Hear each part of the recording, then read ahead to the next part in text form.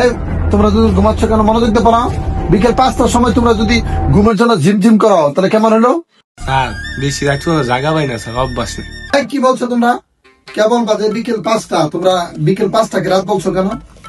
এই সময় যদি তোমাদের ঘুম আসে তোমরা কি রাত্রে জেগে পড়াশোনা করো নাকি মোবাইল দেখো? স্যার এটা আঙ্গুলি কারা ইচ্ছা।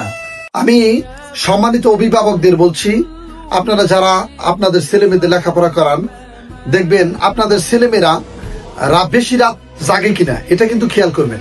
রাত্রি জাগলে কি করে রাত্রে যদি পড়াশোনা করে 10টা 11টা 12টা পর্যন্ত, সেটা খেয়াল করবেন। এবং পড়াশোনার বাদ দিয়ে মোবাইলে গেমস অ্যাডিক্টেড কিংবা মোবাইলে কোনো ইউটিউব ভিডিও দেখা বা টিকটক দেখা, এগুলা কিন্তু অবশ্যই আমাদের অভিভাবকদের সচেতন থাকতে হবে।